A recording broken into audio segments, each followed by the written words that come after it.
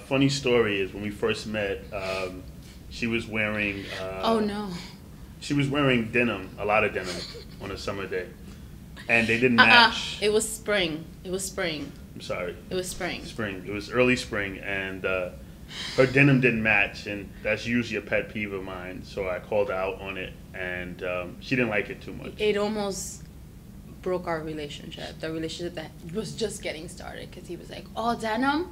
I'm like, "Yes." And I took it upon myself to say, if we do go, if we do kind of grow in this relationship, I'm going to make sure she won't ever do that ever again. And, we're all denim. And I vowed to make sure that she's right. She comes correct. So.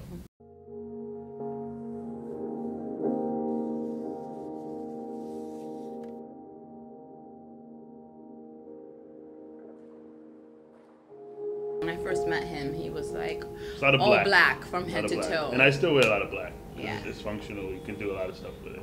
So we have splashes of colors here. But color is good on me sometimes. But it all depends on my mood. And but I think as the mood changes, then as you can see, I can do a lot of different things. I'm much more flexible. But I can do black when I'm happy or sad or just in a whatever kind of mood. So it's gonna be a lot of laughs in this one. Yeah.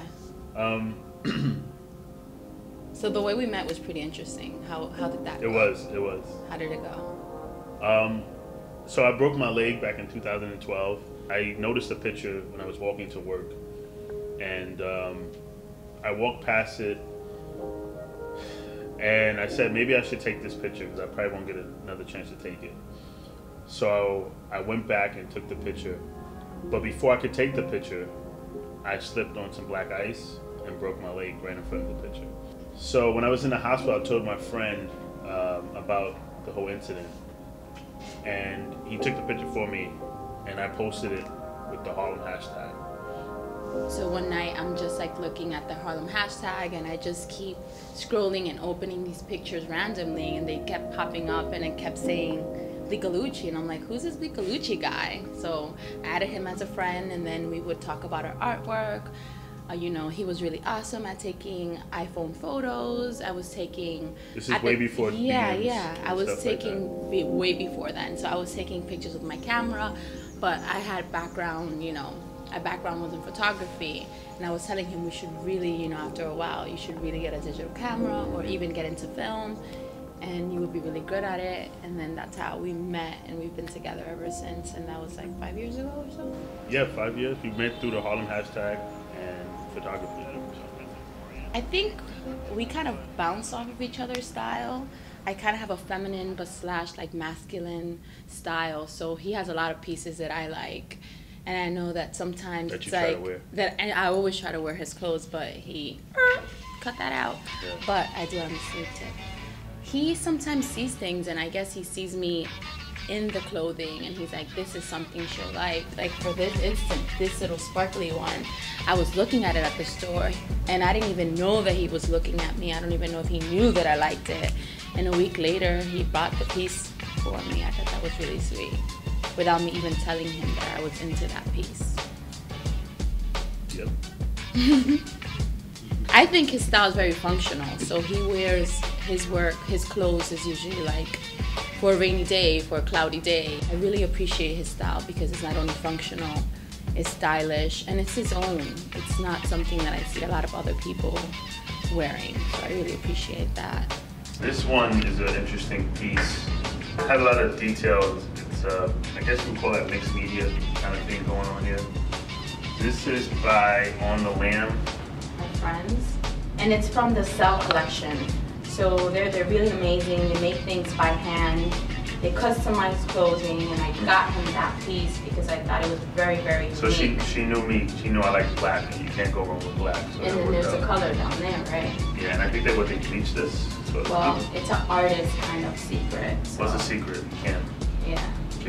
I had an older sister that introduced me to name brands.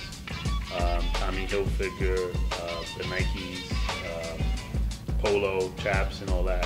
For me, I would say quality is very important in the aesthetic.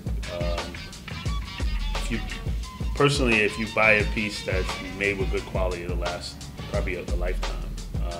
I'm not really fashion forward and trendy, so I try to pick things that I like, that I personally like, and I take it from there. And I like to mix and match from there.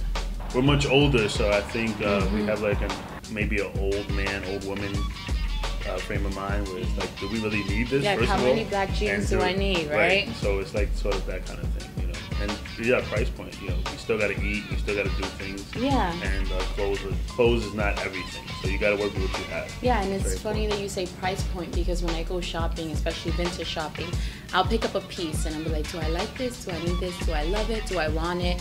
And then in my mind, I say, okay, this is how much I think this costs. So let's say if I find a slip-on dress and I'm looking at it and I really, really like it, something that I'm into right now, slip-on dresses. And I look at it, I stretch it, I look at it, the fabric, and I go, okay, I think this is $20, $25. If I look at that price tag and it says 15, chances are I'm gonna probably pick it up. So if it's below what I think it is, I always do it. About 2 years ago, I went kimono crazy, where anything that was either Japanese or Chinese, I was buying it. And this was such a great steal. And it's 100% silk. I just took the tag off of it. I still haven't worn it, and I bought it 2 years ago. I don't necessarily go for things on their prices. I just shop the way I like and try to be conscious of the things that I am buying and where they're coming from and who's making them, because sometimes all of the clothes are coming from overseas, and you know, you're aware they're child labor, where they have little kids making these clothes in factories, and also throwing dyes and pollutions into water streams. So it's really important that we make sure where we are getting our things from. Funny, this story, Malik and I went to go see Yasin Bey, and I wore this, and we had really amazing seats, and his set was covered with this fabric. And then when we met him backstage, he was really nice, but of course everybody's hovering over him, trying to get his attention because it was his last concert. And I approached him like, hey, come on now, got the mud cloth on, I'm a part of your set. And that got me and Malik to kind of have our own one-on-one conversation with him, and even get a selfie in there. So that was really nice. Like H&M Forever 21, where they make a shirt and they produce it, and it's like $12. It lasts you like 2 weeks or 2 washes, and then you toss it away, and then that gets into some kind of landfill, and then they grab that clothes and they send it to places in India where they have heaps and heaps of different kinds of clothes, and you have Indian people that are taking threads out of all these clothes to recycle it, but you know, that's not helpful. Yeah, and I think it's more importantly like getting articles of clothing that you won't see anyone else wearing. You know, I think with thrifting or vintage shopping, you can possibly pull that off. I hate going into retail stores and trying on clothes. I much rather buy it online and return it if it doesn't work out for me. So. Which works for him, being a male, but I feel as being a female, you have to try things on. Because you look at it on a model, on another woman, and then you put it on and it's nothing like you thought. And one thing that I dislike is returning things. So I'm gonna try it on. And he has things since forever. I like to hang on to stuff because I have a lot of sentimental value. But for the most part, yeah, I keep everything in rotation. And I get lazy sometimes. I don't want to spend too much time getting dressed. You know, I kind of know what I want in my mind, or depending on where we're going to go or where I'm going to end up at, and I want to be comfortable. That's the most important thing, being comfortable. Grew up in Rochester my formidable years, and I can remember being in high school and everyone sort of looked the same and dressed the same, and I kind of prided myself on kind of standing out a little bit.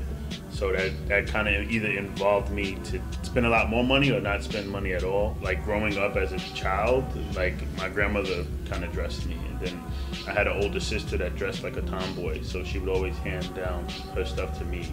So I didn't know about brands and anything like that. I went to Catholic school, so we didn't know anything about Jordans or Nikes or anything like that.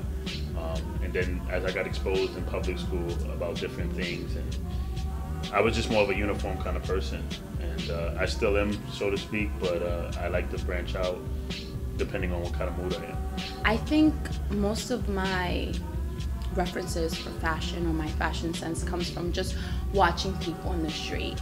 And mostly like middle-aged, older ladies. I like how they dress because they dress for themselves.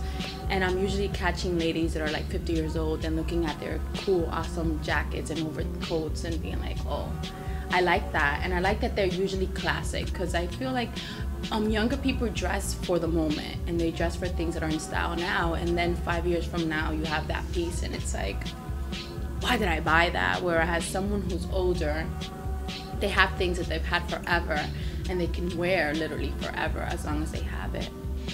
It all depends what kind of crowd you're in. If you're in a crowd that is not accepting of you if you don't wear certain things, like whatever's popular, the popular footwear is now, whether it be Adidas or Jordans or Nikes, then, you know.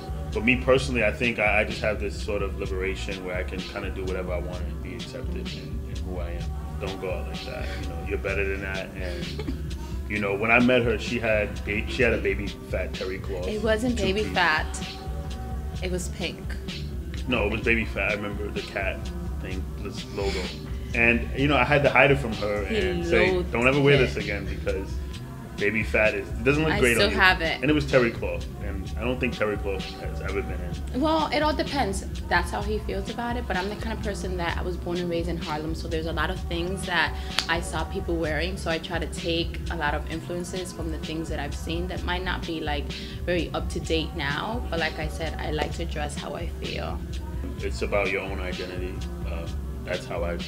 That's my approach to style and fashion. So I try to stay as different as possible and stand out as much without standing out, just doing my own thing. I feel comfortable in my own skin and what I'm wearing.